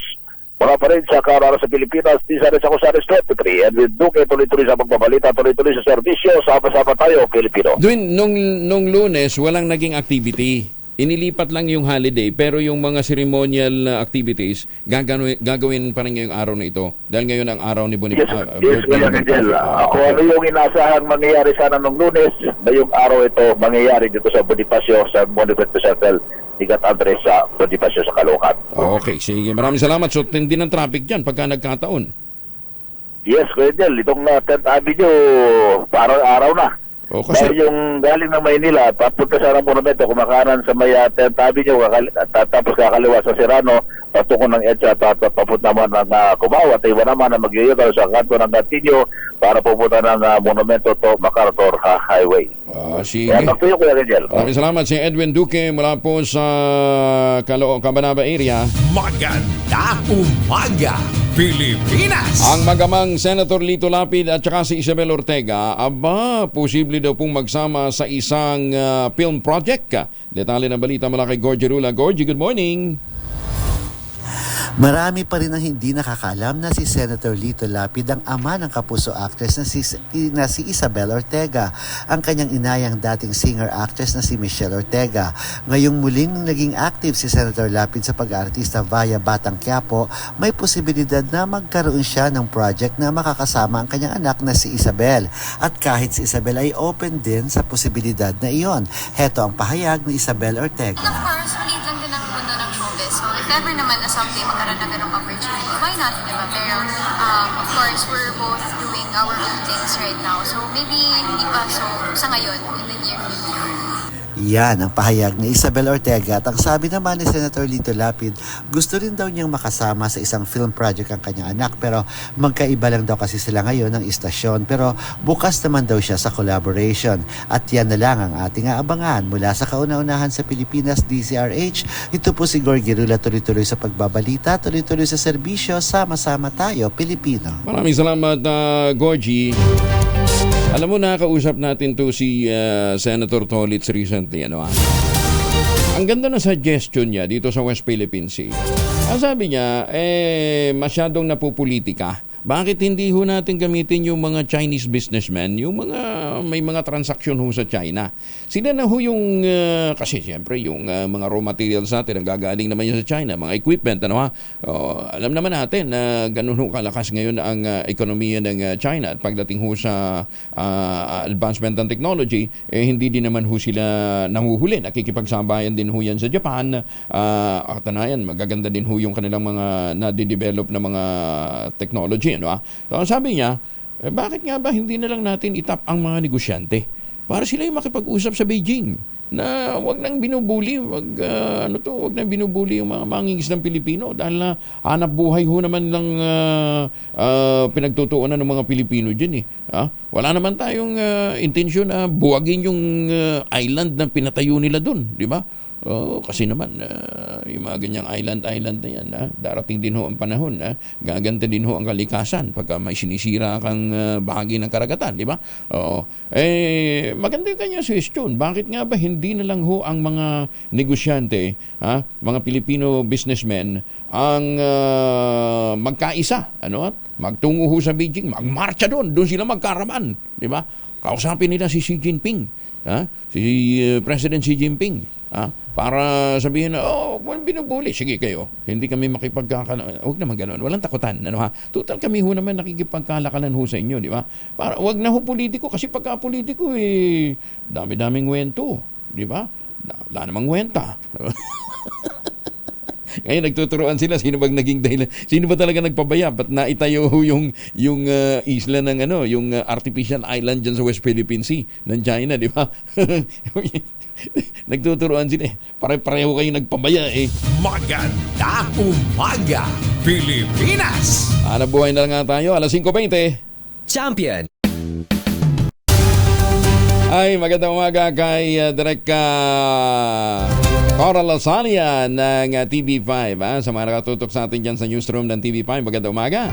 At sa mga nakatutok naman sa Net25, kay Direk Ginger Katabui. Direk A, good morning. Alas 5:23 na Kinakailangan pagising ho natin, masigla tayo, masaya ho tayo. Kasi ang sinasalubong ho natin ay blessing. Bagong araw. Yung iba ganda nga tulog, ala namang gising. Dapat maganda tulog, maganda gising. Yan ho naman ang kinukomit ho sa atin ng Ultabayo. Ang Ultabayo po ang kauna-unahan postbiotic food supplement. Ang postbiotic po ay dinevelop ng mga Hapon dyan po sa, siyempre sa Japan. Dinevelop po nila para matulungan po yung mga namumroblema sa pagkakaroon ng quality sleep. Yan. Kasi nga po, ang kakulangan po ng tulog o sleep deficiency po yan at stress, ang dahilan ng pagkakaroon ng sakit sa puso, hypertension, diabetes, stroke, obesity, poor sexual performance at depression. Kaya bukas na tabayanan po ninyo Pag-uusapan hanap po tayong expert, papaliwanag ho natin yung tungkol ho sa bangungot at saka yung sleep paralysis. Maganda mapag-usapan ho yan para maintindihan ho natin. Para ho magkaroon ng magandang gising, kinakailangan magkaroon ng magandang tulog. Yun po naman ang resulta ng pagtitake natin ng Ultabayo, ang kauna-unahang postbiotic food supplement na rehistrado sa Food and Drug Administration at rekomendado ng mga doktora. Available na po ngayon sa Mercury Drug Store. Sa panahon ho ng pagbabago, kinakailangan ho natin ang kaagapay sa buhay. Diyan po naman pumapasok nga po ang Ultabayo. Ngayon doon sa may mga katanungan pa may mga concerns ho nila tungkol ho sa kalusugan nila, may mga medical experts po, may mga pharmacist na magagaling na nakastambay dyan sa 0917-110-6580. Ulitin natin 0917-110-6580. Mag-Ultabayo para magandang gising nyo. Umaga, Pilipinas! Saglit na nag-date sina Pangulong Ferdinand Bongbong Marcos at First Lady Liza Araneta nitong Miyerkules ng gabi sa kabila ng kanilang busy schedule. Nagtungo ng SM MOA ang first couple upang manood ng Daryl Hall concert kung saan nag-perform ang American singer at songwriter na si Daryl Hall kasama ang Daryl House Band. Special guest din sa concert ang American musician na si Todd Rundgren. Mismong si First Lady ang nag-post ng picture habang nag-i-enjoy sila ng Pangulong BBM na nanonood ng concert. Ay, alam ka lang na manonood si Pangulong BBM Hindi. Sino ba si Sino ba yung singer? Hindi ko... Oo, ang alam ko lang na singer si pangalan nito, Kim Chu. Hindi naman singer yun. Maganda umaga, Pilipinas! Kasado na ang ilulunsad na malawakan job fair ng Department of Labor and Employment sa December 1, kasabay ng pagdiriwang ng founding anniversary ng ahensya. Sinabi ni Labor Secretary Benvenido Laguesma, lalahukan ito ng 400 mga employers para punan ang 35,000 job vacancy. Ayon pa kay Laguesma, ang Business Process Outsourcing o BPO ang may pinakamaraming job offer. Sinusundan naman ito ng manufacturing, construction at hospitality industry. Una po sa business process outsourcing at ang kanila pong itinalang vacancy as customer service representatives. Pangalawa po manufacturing, yung pong mga production workers at saka operators. Sa retail and sales naman po yung cashier, baggers, sales clerk. Guro ito ikaugnay dahil medyo mag-season nakapaskuhan po kaya marami pong hinahanap din dito sa retail and sales industry. Sa construction meron din po at mga laborers, carpenters at painters at sa hospitality industry po ay casino dealer, service crew. Alas 5:27 bukas na yung simula ng job fair ng DOLE. Dadaan pa sa proseso bago mapagbigyan ng kondisyon ng Communist Party of the Philippines na tanggalin ang terrorist tag sa kanilang grupo. Ito naman ang sinabi ni National Security Advisor Eduardo Anyo bilang reaksyon sa kondisyon ng CPP. Ayon kay Anyo, kailangang sumang-ayon ang grupo na iiwanan na nila ang armadong pakikibaka bilang pakikisa sa peace talks. Sa statement na nilabas ng grupo, binabanggit na dapat daw tanggalin ang designation bilang mga terorista sa CPP, NPA, NDF, lalo na kay National Executive Council member Luisa Landoni. Una nang sinabi ng New People's Army na all out ang kanilang suporta sa usapang pangkapayapaan. Paano hindi sila mag-all out Tatatlo na lang yata sila Siyempre naman. Sige, makapag-usap po tayo. Ilan na lang ho naman yung kakausapin. Hindi ko naman maintindihan kasi bakit ho tinatangkilik pa ho nino iba. Alam ho ninyo, ngayon accessible na ho pinakamalala yung mga lugar. Although meron pa rin ho mga lugar na hindi pa rin accessible. Irrelevant na itong mga NPA nito. Sa totoo lang tanungin niyo sa sarili niyo kung may pakinabang ho ba kayo dito sa mga NPA nito. Suportado naman ni House Speaker Martin Romualdez ang desisyon ng Pangulong Ferdinand Bongbong Marcos Jr. na buksang muli ang usapang pangkapayapaan sa pagitan ng gobyerno at ng CPP, NPA, NDF. Ayon kay Romualdez, ito ay isang matapang at mahalagang hakbang tungo sa layuning makamit ang isang mapayapa, nagkakaisa at progresibong bansa. Sinabi ni Romualdez na bilang leader ng Pilipinas, ipinapakita ng ating Pangulo ang kahandaan na makinig sa mga hinaing ng mga kapatid nating mga rebelde at maghanap ng solusyon para tuluyang matuldukan ang lahat ng kaguluhan sa ating komunidad. Ikinalago din ng Speaker ang pagiging bukas ng CPP, NPA sa muling pakikipag-usap sa pamahalaan at makipagtulungan para wakasan ang kahirapan at iba pang mga problema ng lipunan na itinuturong sanhi ng pag-aaklas ng mga ito laban sa gobyerno. Idiniklara ng Pangulong Bongbong Marcos Jr. ang huling araw ng buwan ng Nobyembre bilang National Bike to Work Day. Sa ilalim ng Proclamation number 409, nakasaad na ipinagdiriwang ang National Bike to Work Day tuwing November 30. Inatasan din ang Interagency Technical Working Group on Active Transport, kasama iba pang mga non-government organization at civil society groups na pangunahan ng pagdiriwang, kabilang na ang pagkakaroon ng mga programa at mga aktibidad. Sinuspende muna ni Cebu Governor Gwendolyn Garcia ang implementasyon ng programa na magbibigay ng pagkakataon sa mga mahihirap na pamilya na makabili ng 20 pesos per kilo na bigas. Ginawa ni Garcia ang desisyon ilang araw matapos na ilunsad ang Sugbo Merkadong Barato Program. Paliwanag ng provincial government, nagpasya si Governor Garcia na suspendin ito dahil biglang lumobo ang mga benepisyaryong pamilya sa 300,000 mula sa dating 199,000 lamang. Sa ilalim ng SBMP program, dapat ay tukuyin ng malukal na pamahalaan sa Cebu ang mga totoong mga indigent families na karapat-dapat na magbentahan ng murang bigas mula sa mga pop-up shops, kabilang na ang Kadiwa. Sinabi ni Garcia, kanila munang sisiyasatin ang listahan ng mga benepisyaryo bago ituloy ang programa sa susunod na linggo. Ayun, hindi naman pala totally itinigil. Pansamantala lang sinuspinde. Kasi nga, biglang nadagdagan ho yung lista, nasa listahan. Diba? Biglang dumami ho yung mga dapat na beneficiaries. Maganda umaga, Pilipinas! Alas 5:31, baka kayo ho'y may pinoproblema pang pangregalo. Aba, isaalang-alang ho ninyo ang pagbibigay ho ng dark chocolate o tangerine chocolate para ho sa inyong mga mahal sa buhay. Available pa rin po sa 0919-0955-935. Ang tangerine chocolate po ay produkto ng mga magniniyog dyan po sa lalawigan ng Quezon. Sa tulong nga po ni Dr. Helen Tan, yung mga magniniyog na dating umaasa sa kopra, naging MSMEs na dahil yung mga planting material ng kakao galing Davao hinakot po ni Governor Helen Tan dyan po sa Quezon at itinanim sa ilalim po ng mga nyugan. Kaya ngayon, meron ho silang sariling brand ng chocolate. Yan nga po tangerine chocolate at available po ang iba't ibang mga variant sa tangerinechocolate.ph. Check nyo na lang ho yung website ho nila. May git 10 ho yan na ang mga raw materials sa ginamit ay galing din po sa ani ng mga magsasaka. Ang gagawin ho ninyo, mag-text din ho kayo sa 0919-0955-935 para po sa availability ho ng mga supply. Pero sabi ho ni Dr. Helen Tan, pwede pa ho kayong humabol para po sa December production ho nila. Ha? Ang sabi ho ni Governor Helen Tan, sino bang tatangkilik? Sino bang susuporta sa mga produkto ng Pilipino kundi ang kapwa Pilipino? Maganda umaga, Pilipinas! 32 na makalipas ang alas 5 ng umaga. Ang balitang ito. Beijing, okay. Malo, anong oras ngayong press conference ngayong umaga ni Comelec Chair George Garcia?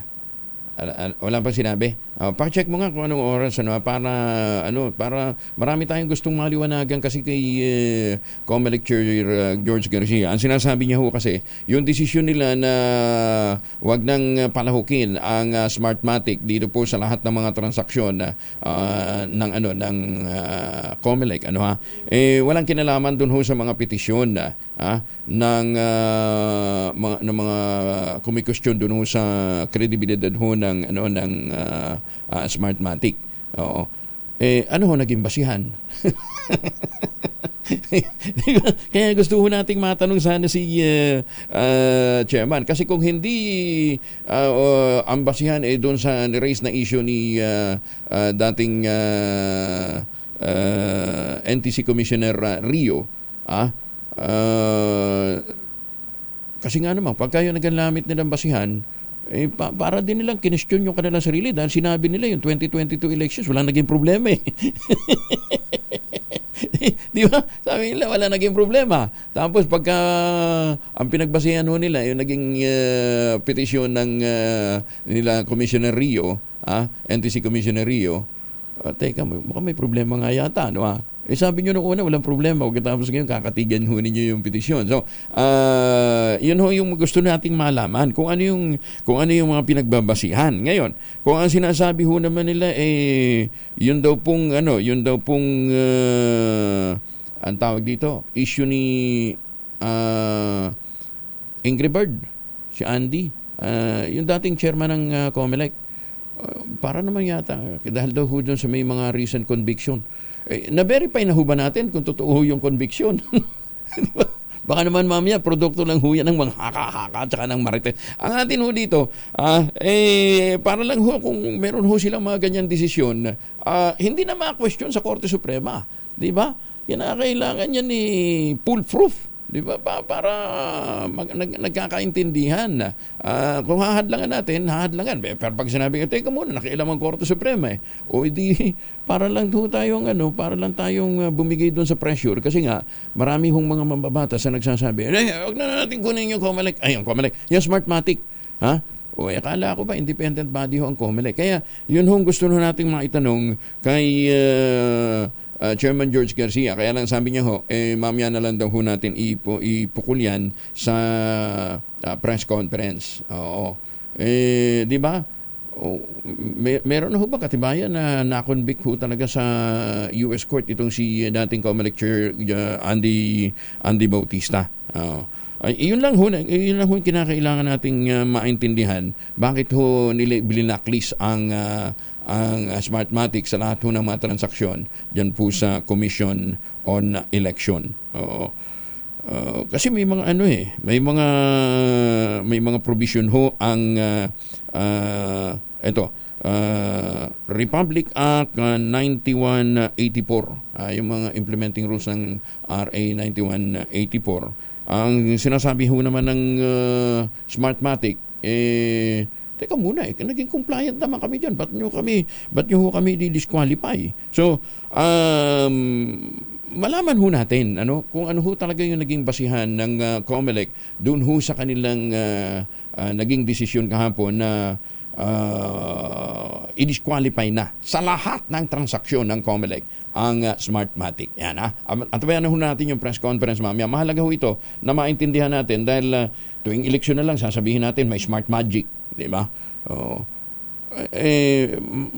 Ang hakbang naman yata ng COMELEC ay naka-anchor doon ho sa paniniwalang yun. Kaya, teka muna, hindi naman siguro po pwede maging whimsical ho yung naging desisyon. So, antabayanan ho natin yung pong magiging press conference para magkaintindihan kung ano nga ba ang naging basihan ng naging desisyon na yan ng COMELEC laban po sa Smartmatic.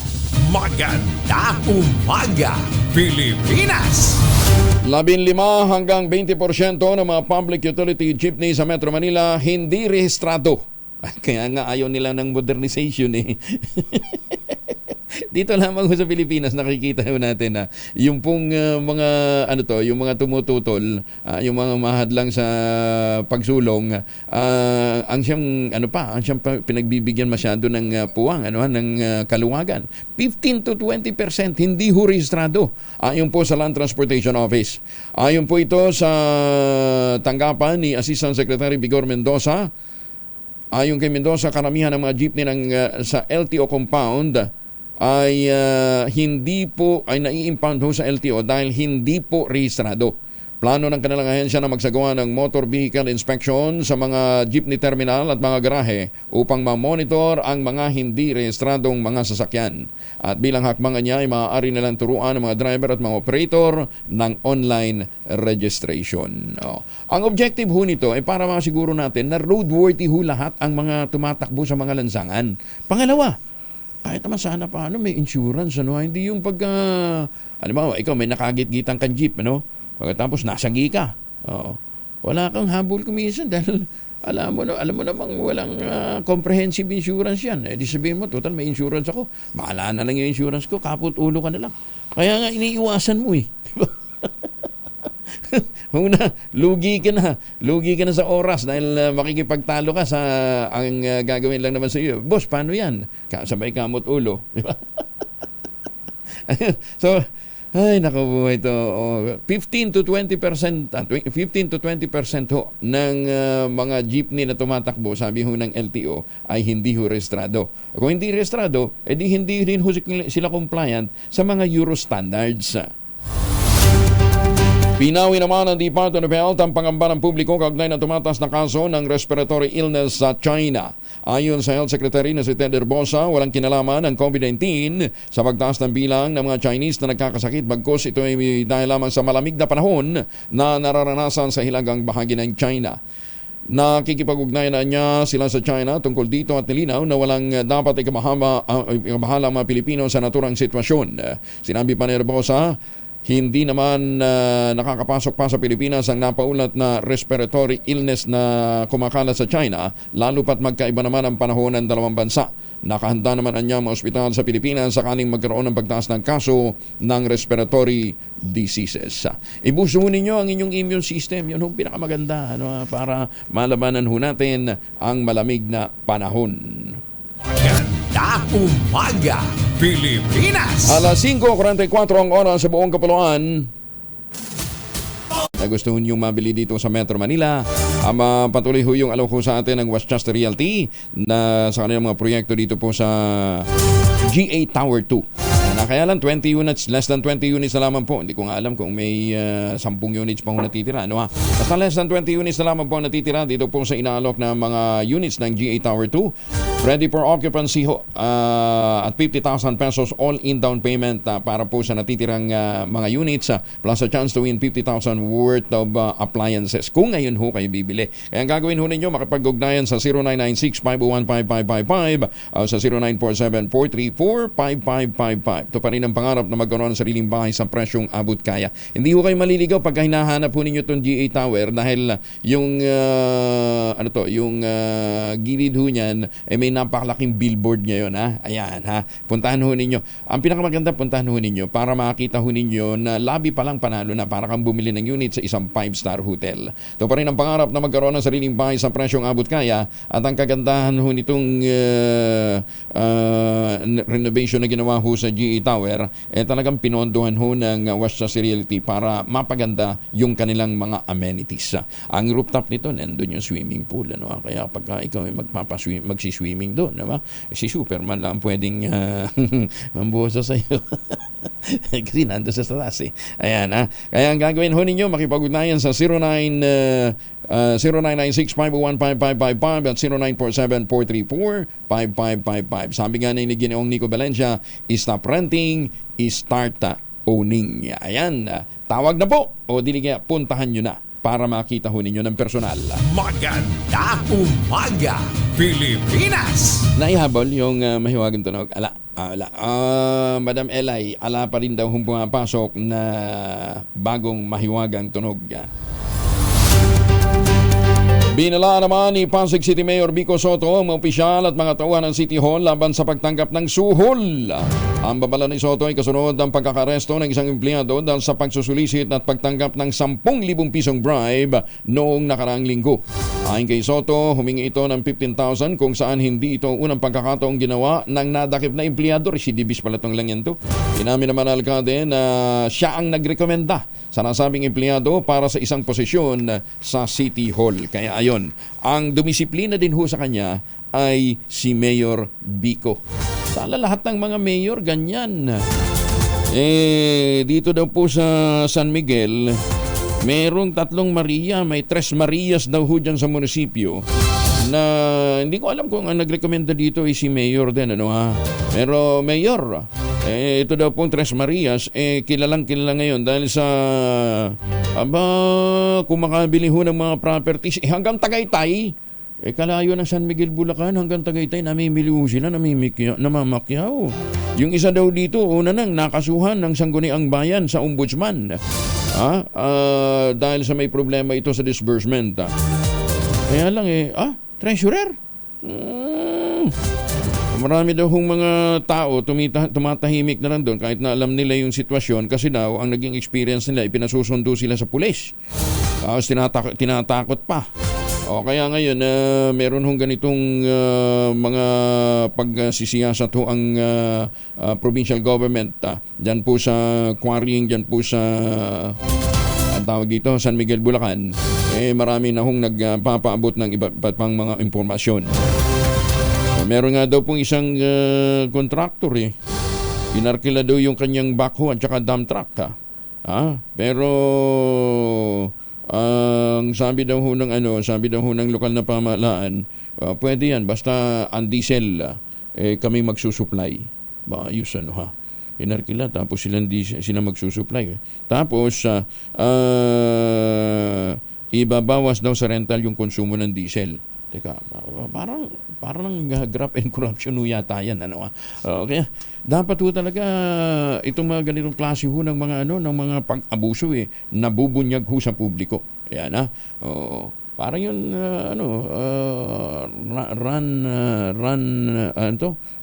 revenue integrity program po ng revenue integrity program basta yung paghahabol ho sa mga tiwali ho dyan sa BIR, marami-rami na ho yung naipakulong napasampahan ng demanda ni Commissioner Lumagi. Kaya lang bakit meron daw po 2 na-exempt yata na identified po sa mga POGO operation. Although ito, alam ko, hindi ito kukonsintihin ni Commissioner Lumagi. No? Wala lang ho sa Pilipinas ngayon si Commissioner dahil nasa ibayong dagat po siya. Ha? Kaya siguro sa susunod na pag matitingnan niya na ito pong atraso ng dalawang to. Ha? Magandang umaga, Pilipinas! Suspect naman sa road crash, nahulihan pa ng barel, arestado sa Baras Rizal. Detalye mula kay Edgel Parosa, RH52 Edgel. Good morning, Kuya Angel. Arestado ang isang lalaki matapos makuhaan ng iligal na baril ng bala sa Marilaki Highway, bahagi ng Barangay Pinugay sa Baras, Rizal. Kinilala ng Rizal Provincial Police Office ang 41 anyos na suspect sa alias lamang na Brian, residente ng Antipolo City. Nasangkot si Brian sa isang road crash incident sa nasabing highway nang mabangga ang isang nakaparada lamang na sasakyan. Agad namang nagpasaklolo sa pulis ang may-ari ng binangga nito na si alias Michael. Dahilan para hingin ng otoridad ang lisensya ng suspect. Pero nang buksan na umano ni alias Brian ang kanyang body bag, dito na tamambad ang kalibre 38 revolver at mga pangalang walang kaukulang dokumento. Agad namang dinala sa himpilan ng Baras Police ang suspect na maharap sa mga samong reckless imprudence resulting to damage to property at RA 10591 o firearms law in relation to Omnibus Election Code. Para sa kauna-unahan sa Pilipinas, B0H. Ito, si Edniel Parrosa. Tuloy-tuloy sa pagbabalita, tuloy-tuloy sa serbisyo. Sama-sama tayo, Pilipino.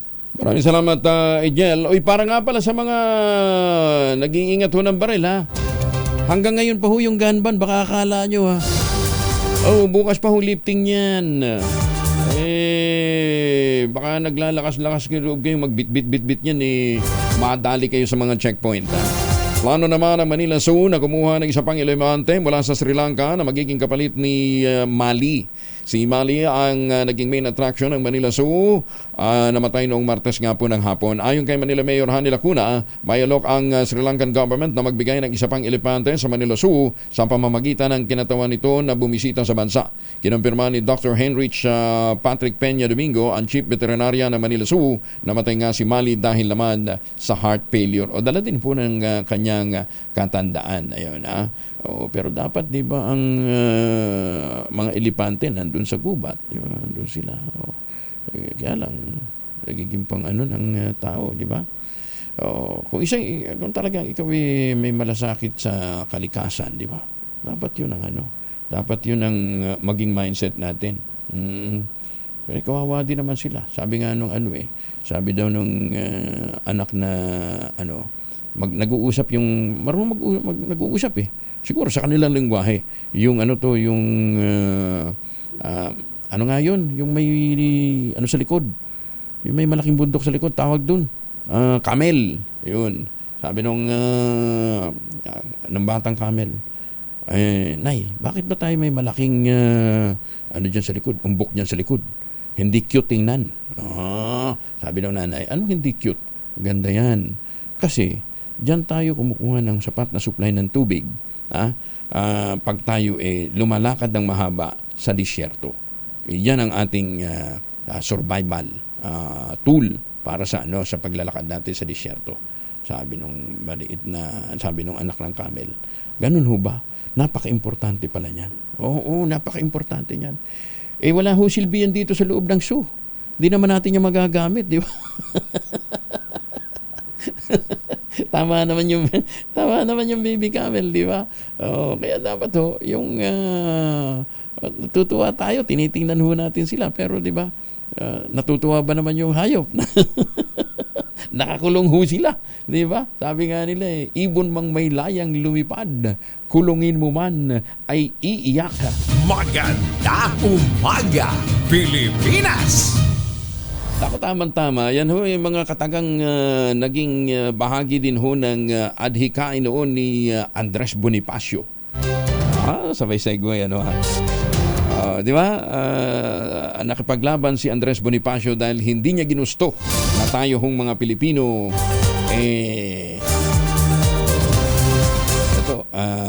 inaapi o kinukubkub walang kalayaan sa kamay ng mga dayuhan.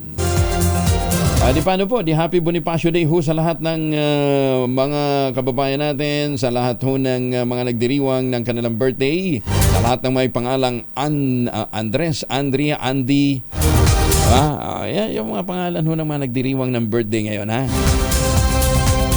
Si Andy Bautista ba? Gano'n pangalan? Kala ko Andy Bird, eh. Sige, maraming salamat po. Muli, maraming salamat sa inyo walang sawang pagsubaybay, pakikinig at pagtitiwala, magtanim ng kawayan para sa kalikasan at kabuhayan. Ang ating quote of the day ngayong araw na ito ay hango po kay Lao Tzu, isa pong Chinese philosopher. Ang sabi niya, true service lies in helping people thrive without seeking ownership or gratitude. Ang totoo daw pong paglilingkod, yung bang hindi ka umaasa ng kapalit, o pagpapasalamat. Yan ang isang tunay na leader. Ganyan ho ba yung mga leader ho ninyo sa inyong paligid? Abay kayo, magpasya. At sa susunod na eleksyon, iboto nyo uli sila kasi sila ho yung nagbibigay ho sa inyo ng pera, eh. Diba? Tapos reklamo kayo, diba? Na ito korap, nagnanakaw. Ito yung eleksyon, sila din ho naman binoboto ho ninyo. Kayo ho ang magpapasya kung gusto nyo nang lumaya na katulad ni Andres Bonifacio. Maganda umaga, Pilipinas! 3 minuto na lamang bago po mag-ACS ng umaga. 2x2, susunod na